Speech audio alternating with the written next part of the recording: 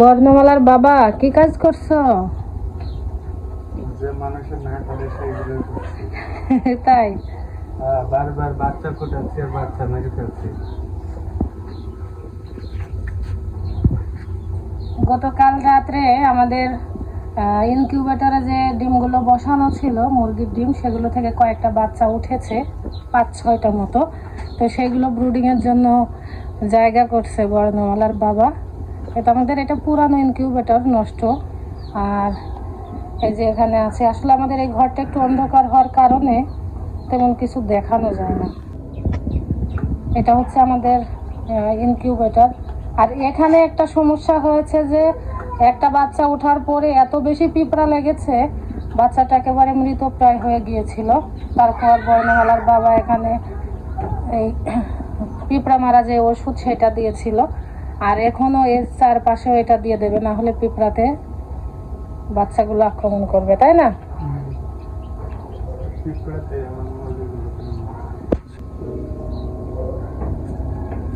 বাচ্চাগুলো একটু দেখবো, একটু দেখাও তাহলে, আমি দেখি।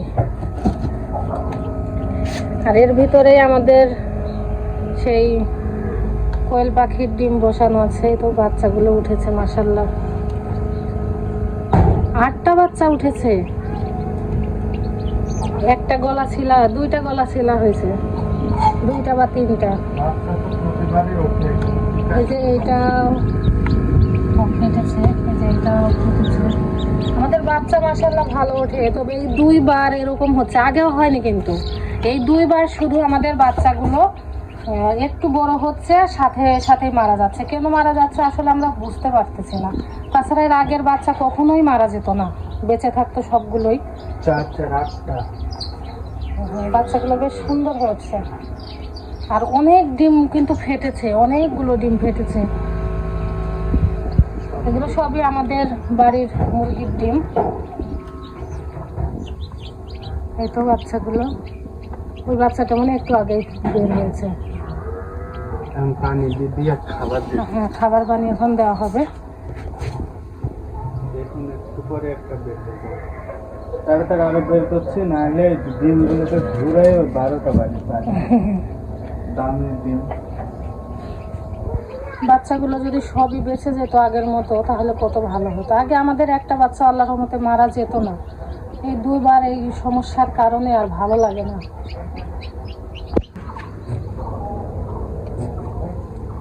এতে লাইসোভিট দিয়ে দিচ্ছি। বেশি হয়ে গেল তো, ওই মেশিন নাই তো, আন্দাজে দেওয়া, মেপে মেপে দেওয়া।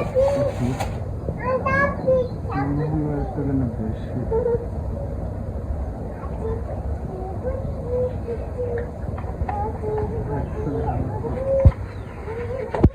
পানি খা, পানি খেয়ে বাঁচ। অবশ্য লেবুর রস দিলে সবাই খুবই ভালো। খাবার দিবা না? হ্যাঁ, খাবার এদের 0 যে ফুড হয়, তাই না? 0 ফিড না, এটা স্টার্টার ফিড, সেটা দেওয়া হবে।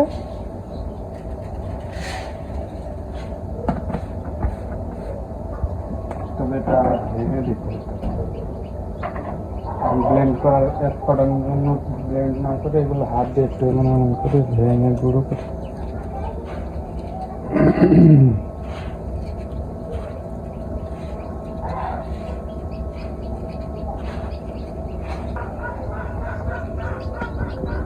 অবশ্যই এটা না দিয়ে অল্প করে ছিটাই দিলে মনে হয় বেশি ভালো হয়। দেখো